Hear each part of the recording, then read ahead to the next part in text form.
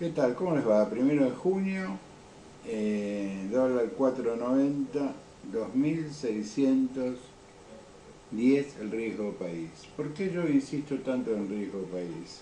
Nada más. Nada más, es muchísimo, 26 puntos básicos. Si te prestan al 10, suponiendo que alguien te Si presta, sacás 300, devolvés 1,5 millones. si te piden, si la tasa de interés es 10, para nosotros es 36. ¿Ves de dónde surge el monto que yo te decía ayer? Es verdad. Eh, yo insisto tanto en el riesgo país para que tomemos distancia, más allá de los títulos interesados de los medios. ¿Cuál es la realidad del país? Triste realidad. Infobae nos dice que el Banco Central compra y recupera, etcétera, etcétera, pero el dólar sigue valiendo 490. No es que se bajó a 490, se cayó a 450. Sigue valiendo 4.90 y el riesgo país no baja de 2.600 puntos. Esas son dos variables que en economía, si no se toman en consideración, de esto no se entiende. Esto yo lo aprendí en un lugar donde se estudia la especialización en Derecho en Administración Financiera, que es un poco más prestigioso que Harvard, pero queda mal que lo diga, entonces no lo voy a decir. Estoy volviendo a una discusión por la señora Mondino, porque me siguen insultando porque oso hablar de la señora Mondino. Yo sobre ella no he vertido más que una opinión personal y no es descalificante. Ayer Brasesco publicó un informe de archivo que nos recordaba que era una empleada de Standard & Poor's cuando a ella le tocó bajarle el pulgar a un país que en términos comparativos con lo que debe hoy, debía un 15%. La deuda argentina en el exterior era del 15% de lo que tenemos hoy. Si ella hoy estuviera en Standard & Poor's estaría con ataque de nervios. Menos mal que la empresa se desligó de ella, cosa que no dice en su currículum. Pero nadie quiere contar que un día le trajeron una caja de cartón y dijeron guarde sus cosas ahí porque la empresa ha prescindido de sus servicios. Te va a decir que no es cierto, etcétera, etcétera, pero es lo que cuentan en la City de los Estados Unidos, que por una razón que no puedo explicar, tengo muy buena relación. Pero muy buena, no importa. Hoy la Corte trabajó, para los que dicen que la Corte Suprema de Justicia no trabaja. Y es jueves, Y es jueves, 1 de junio. 1 de junio. Trabajó. La Corte resolvió que Sergio Uñac no va a ser candidato a gobernador. ¿Se acuerdan que yo ayer hablé de dos cosas? Hablé de que el Procurador General de la Corte, cuya opinión no es vinculante, que la Corte la puede tomar o no puede tomar, 24 horas después de firmar un resultado diciendo no hay manera de que Uñac sea candidato a gobernador, la Corte dijo no hay manera de que el señor Uñac sea candidato a gobernador. Por lo tanto, yo diría que hay un giro que hay que tomar en consideración. La Corte, jurídicamente hablando, le presta mucha atención al procurador. Y hace bien, porque de la procuración hay gente que sabe mucho y Casal no es un ignorante.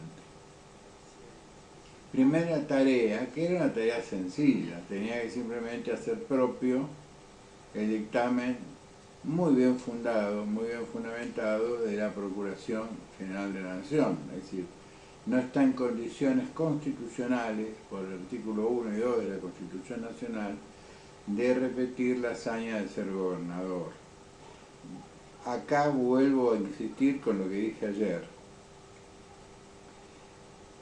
¿Esto afectaría al señor Gildo Infran? Yo creo que sí. Más por los fundamentos que usó el procurador. El 1 y el 2 de la Constitución que deberíamos ya saber de memoria. Segundo acto, que es un acto de rectificación, perdón. Así, hizo suyo el dictamen de casación. Otra consideración que tenemos que tomar en cuenta.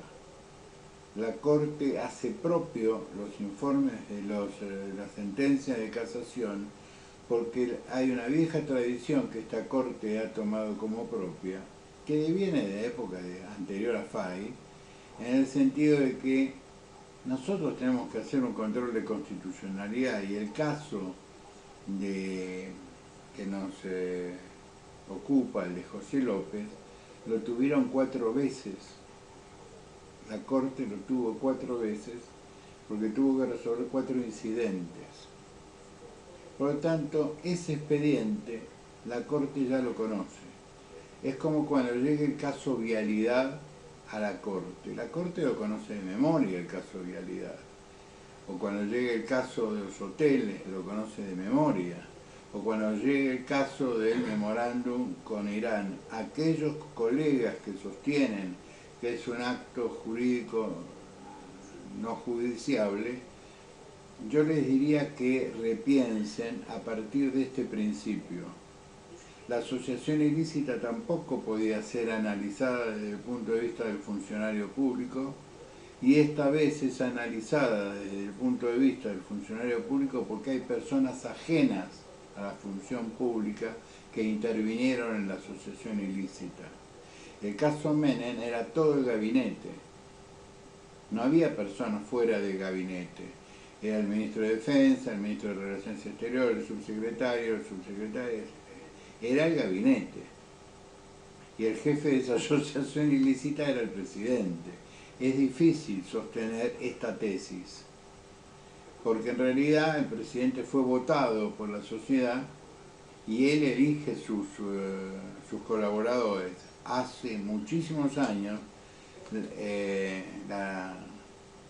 los ministros no existían, eran secretarios del presidente. Después pasó a ser secretario ministro y luego lograron cierta autonomía cuando allá por la década del 40 se creó, creo si mal no recuerdo, la ley de ministerios. Pero en realidad la esencia de que los ministros son secretarios del presidente no ha cambiado. Son asesores del presidente en materias puntuales, específicas.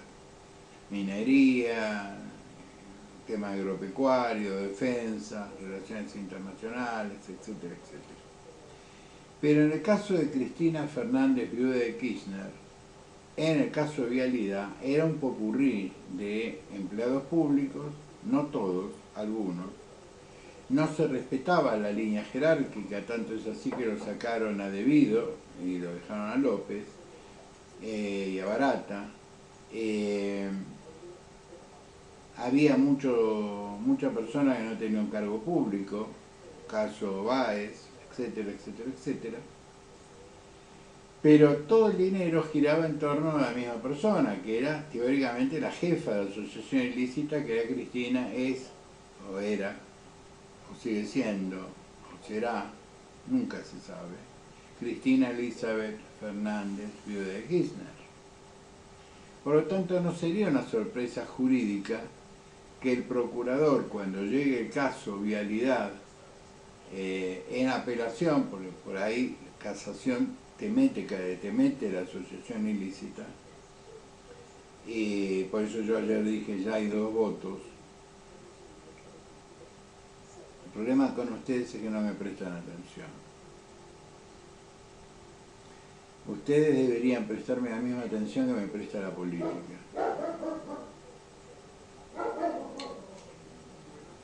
Es un consejo. Y ya hay 2 votos.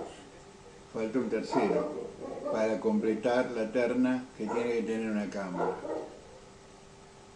Si la querés apuñalar, apuñalás. Va a haber testigos que vos no estabas en casa. Volviendo. Está la ventaja de haber sido docente. A vos te pueden interrumpir que volvés.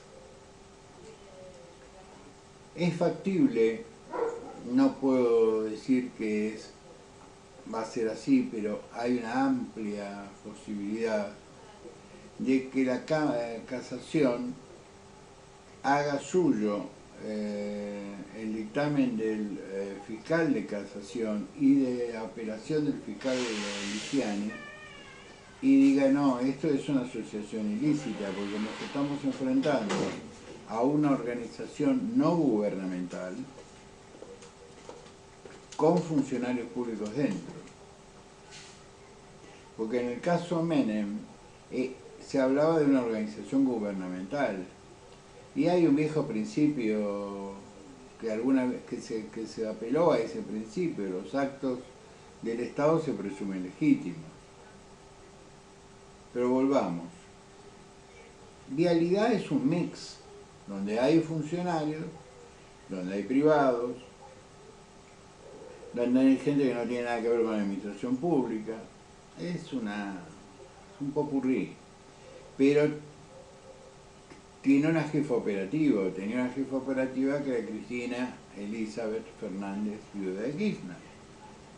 Por lo tanto, si le encajan la asociación ilícita, no es una, ¿cómo les puedo explicar?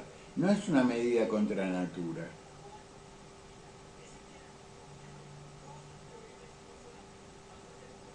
Y con un análisis similar me animo a hablar del caso Irán, del memorándum por Irán, porque yo he discutido esto mucho con abogados kirchneristas. Y tengo el orgullo de decir, a más de uno le hice cerrar la boca, entre ellos Eugenio Zaffaroni. Porque dije, yo estaría de acuerdo con usted, colega, si no hubiera intervenido Esteche. Pero Esteche en una de las grabaciones dice, al final terminaron haciendo el acuerdo que yo propuse hace 3 años. Cuando Delía participó de este operativo, Delía ya no era funcionario público. El encargado de la mezquita de no sé dónde no era empleado público. ¿Me siguen el análisis hasta acá? Que sí, el acuerdo con la República Islámica de Irán contó con un funcionario público que era el ministro de Relaciones Exteriores, Jacobo Timerman. No contó con la línea profesional de la Cancillería, que es más, hay dictámenes de la línea profesional de la Cancillería que dicen lo que ustedes están haciendo es un disparate. En la intervención de los, con autorización de un juez, en la intervención, que nadie podía suponer que ese juez era antikirchnerista. Se intervinieron los teléfonos por otra cosa. Muy bien. Surge que Esteche le dice a Delía, al final el acuerdo que hicieron con Irán es el que yo propuse hace 2 años. Nunca nadie lo desmintió. Por lo tanto, ojo que frente a la acusación del memorándum, lo que fue una medida política fue el memorándum en sí. La construcción del memorándum fue un acto entre privados, empleados, funcionarios públicos, etcétera, etcétera. Primer argumento. Segundo argumento, nunca se perfeccionó. Argumento de Zaffaroni. No existe delito porque no se perfeccionó. Entonces yo le pregunté, ¿usted alguna vez escuchó hablar de la tentativa? Y me dijo, no sea animal, cosa que logró que yo me parara y que varios compañeros, colegas me dijeran, sentate Gallego, es un hombre grande. Me dice, no hay, en este tipo de injustos penales no hay grado de tentativa. Ah, ¿no? Cuando el delito que no se perfecciona por circunstancias que son ajenas al interés de quien pretende perfeccionar el delito, estamos frente a la figura definida desde Tejedor para acá de tentativa.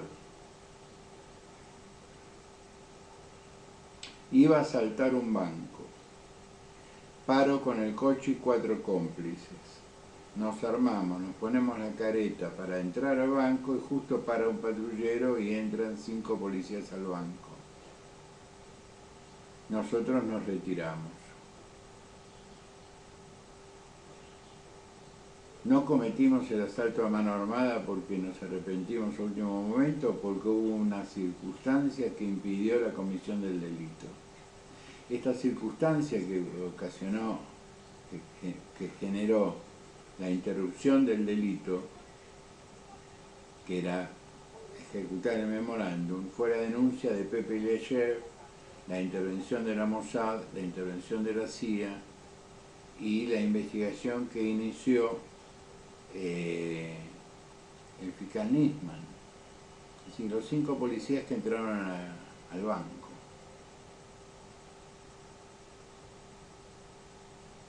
De últimas, como le dije, señor doctor, sí, Costa Rica da unos doctorados interesantísimos, le contesté. Estimado colega, usted ni yo conocemos el expediente. Quizás yo lo conozca mejor que usted. ¿Por qué usted lo va a conocer mejor? Por cosas que no le puedo explicar. Secreto profesional. Que sí estamos frente a una situación que hay que recordar. No porque dice, Banzas lo dijo hace tanto tiempo. No, hay que recordar porque cuando vemos que la justicia empieza a funcionar y no es tan, ¿cómo puedo decir?, tan dogmática, a mí me genera una situación de confianza, de alegría, de esperanza. Que si la Corte confirmó la prisión de López por enriquecimiento ilícito, portación de armas de guerra. Hablan de López, pero hay una serie de cómplices que también han sido, se ha consolidado la pena. Por ejemplo, a la monja le aplicaron una pena sin cumplimiento efectivo porque pasó los 70 años, pero en fin. Se complica al frente de todos porque o es una gran puesta en escena o hay una complicación por dentro bastante complicada,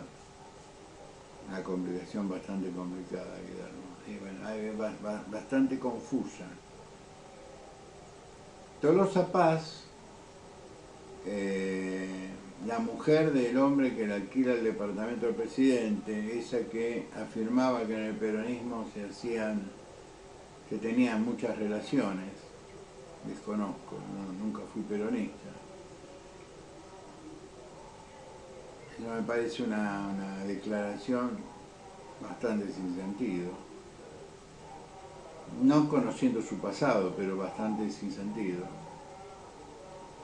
Se lo va a enfrentar a Kicillof con la intención de ser candidato a gobernadora. En las PASO, obviamente. Y los fernandistas, los albertistas, insisten con Scioli y los kirchneristas insisten con Guado de Pedro. Esto puede terminar con una lluvia de carpetas o una lluvia de sobres. No creo que termine en unas PASO, porque el cristinismo se decidió, junto con algunos peronistas, a no arriesgarse a ir a unas PASO donde el número no sea un número atractivo, que genere esa sensación de que estamos ganando, como pasó en el año 2019.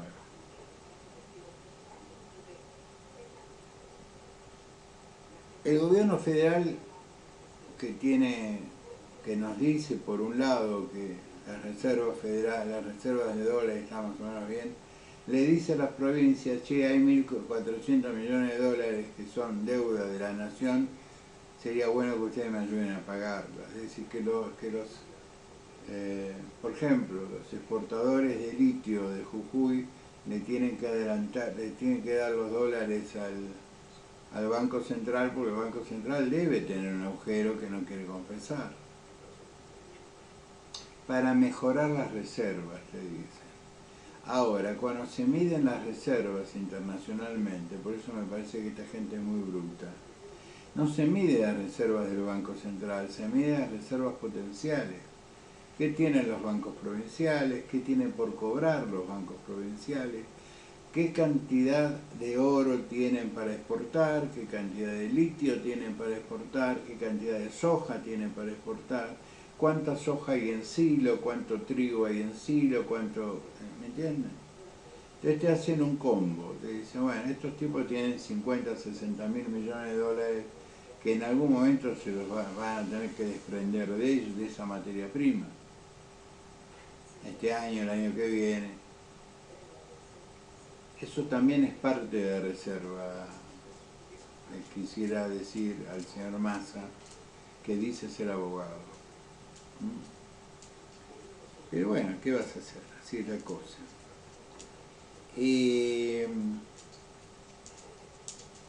Yo llamé a este video oportunidades perdidas, porque son oportunidades perdidas. Hoy sale, ahora voy a explicar por qué, hoy sale una nota creo en Inforacio, que dice que China está mirando con sumo interés las reservas alimentarias, los recursos alimentarios que tiene América Latina. Digo, producir televisión, o producir radio, o producir medios de comunicación gráfico o electrónico, viendo la Deutsche Welle o Canal 5 de Francia, es muy económico. Lo único que tienen que hacer es tener YouTube. Porque mi fuente de información es YouTube. El Canal 5 de Francia, la radio televisión italiana, la televisión española está muy sesgada, muy kirchnerista, para decirle, para que se entienda. Para la televisión española, Rusia va a ganar la guerra. Se están rindiendo de a miles, pero eso es un detalle. No es que se rindan soldados recién convocados, se rinden generales, comandantes, mayores, coroneles.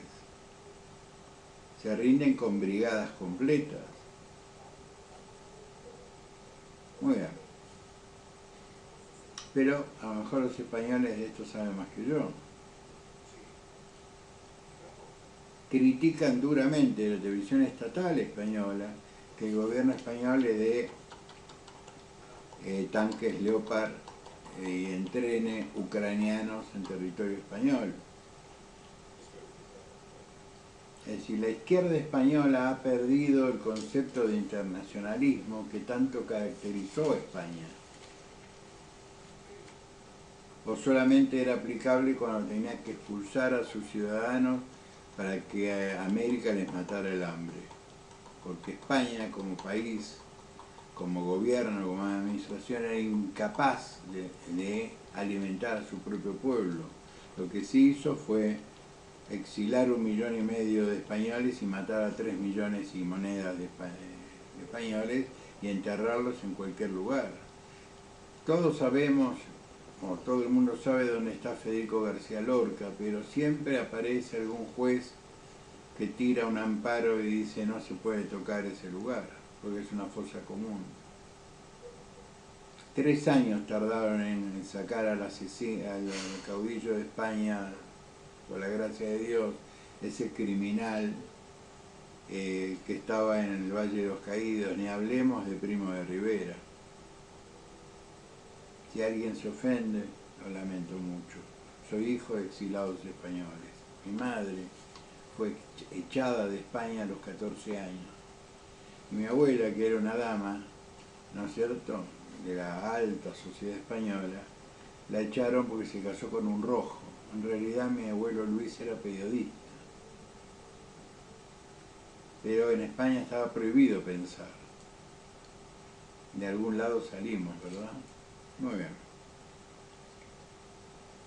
para ir redondeando, cuando yo digo hay oportunidades que se pierden, es esto. Hoy es tapa de todos medios que Jorge Macri renunció a la intendencia de Vicente López. Las informaciones, junto a la caída de Biden entregando los sables de los oficiales navales en la escuela de Pensacola, fue la nota más importante del mundo. Un minuto.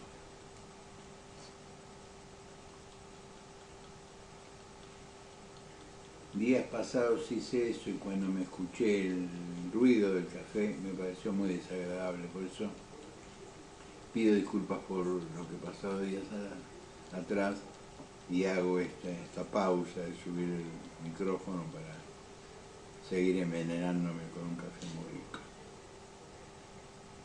Estamos perdiendo oportunidades de oro por ambiciones absurdas y desmedidas. Que Macri renuncie como intendente de Vicente López, lo único que va a generar es lo que dicen las encuestas de Vicente López, que va a ganar un radical. Porque la señora Martínez no es Jorge Macri.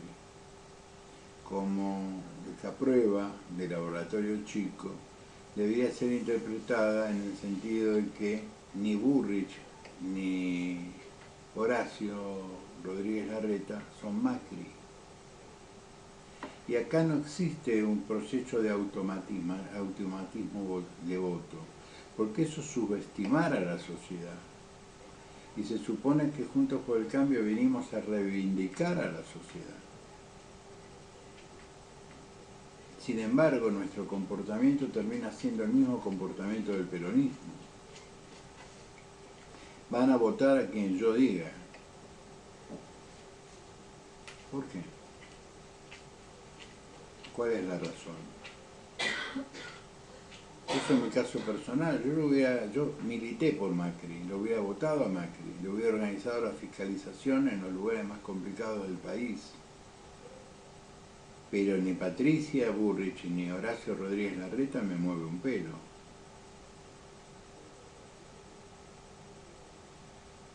Es decir, los considero ni siquiera pares.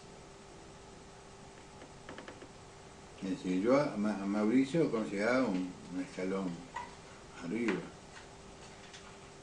Pero a Patricia yo la conozco de los años feos de los 70, no puedo confiar en ella. No es una mala persona, pero nula experiencia administrativa, nula experiencia administrativa. Y Horacio, que tiene toda la experiencia administrativa del mundo, es un tipo en el cual no se puede confiar.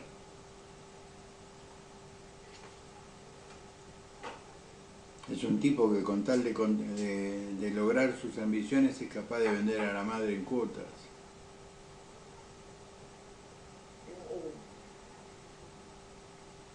No lo digo yo, lo ha demostrado él a través del tiempo.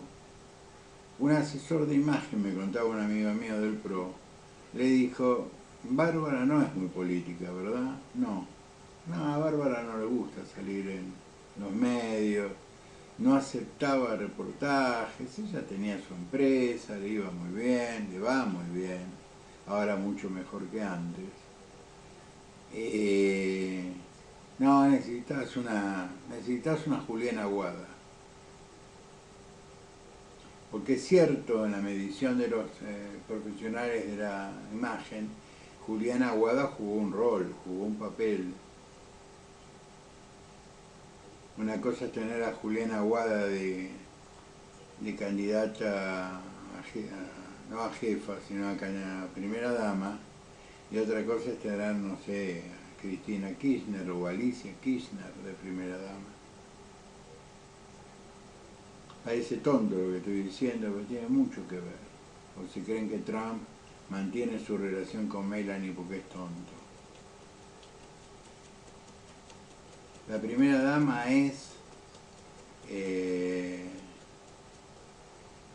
según como alguna vez Gowland decía, una buena elección de una buena primera dama son 5 puntos.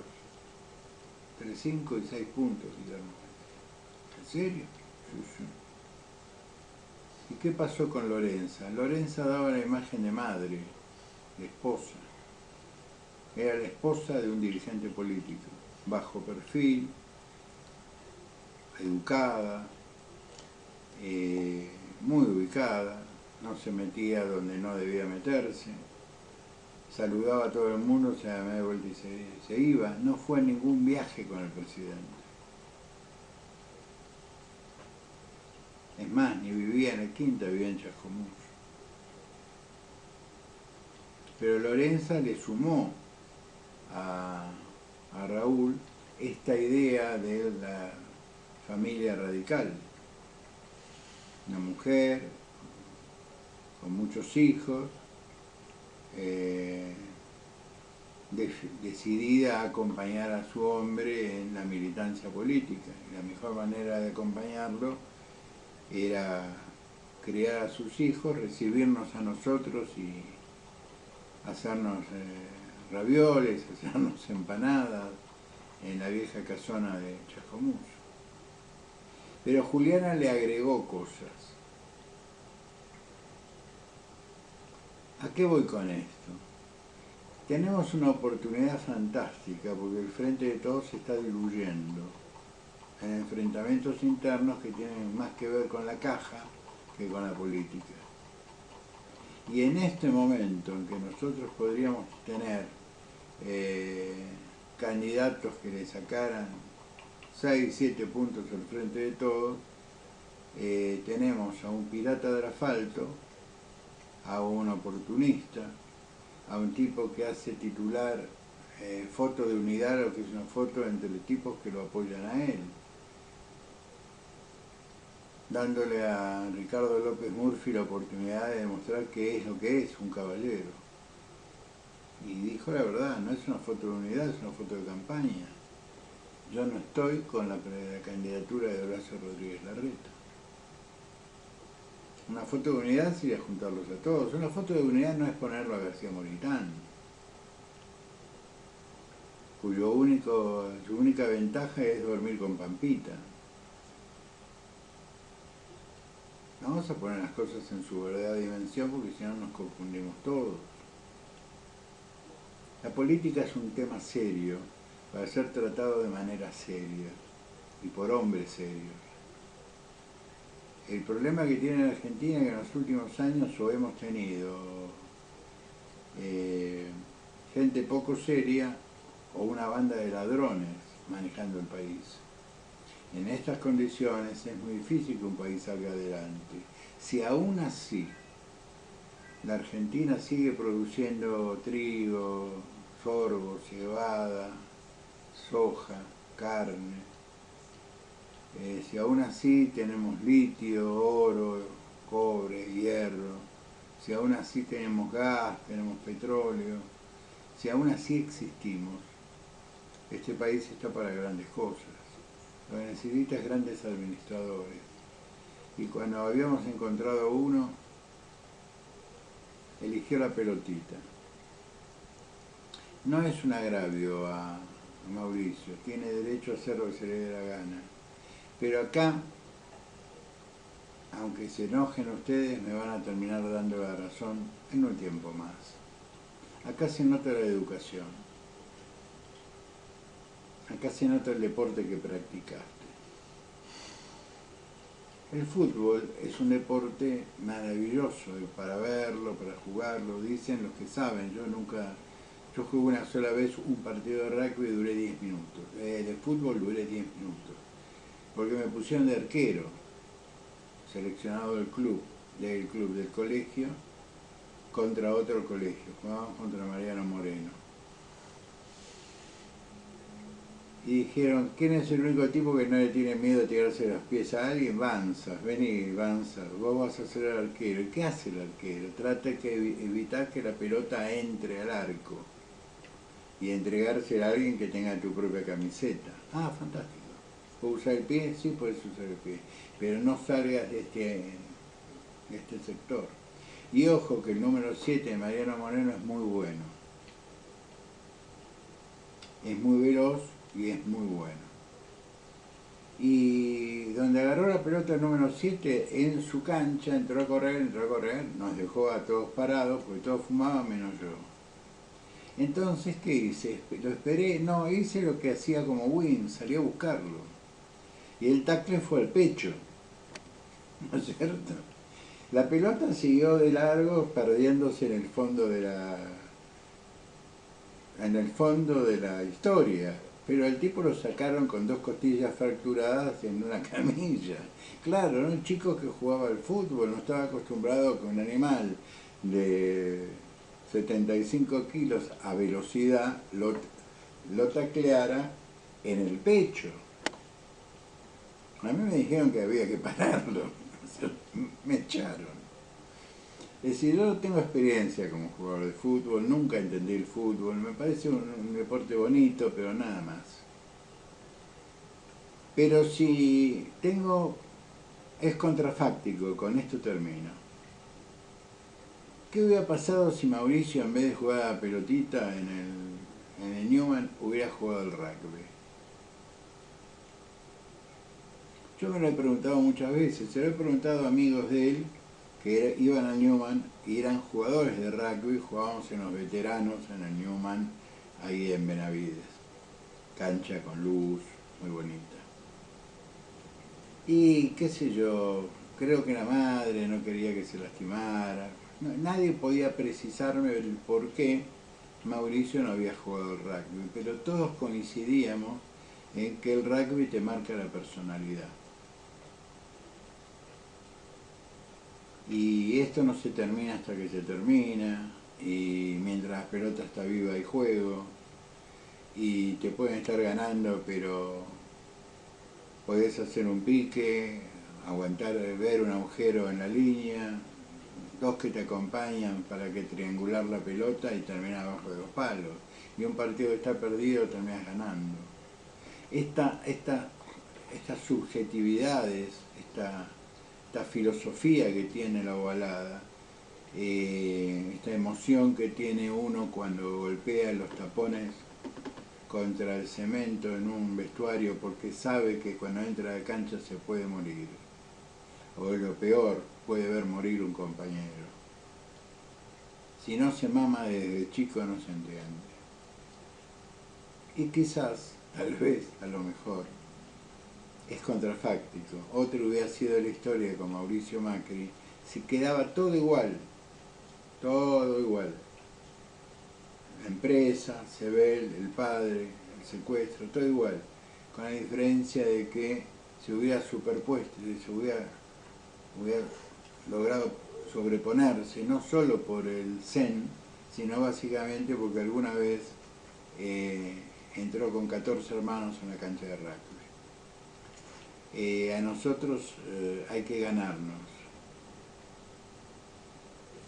Esa es la filosofía del rugby. A nosotros hay que ganarnos. Y para ganarnos hay que matarnos. Los quiero mucho, los vemos mañana, sean buenos, pórtense bien.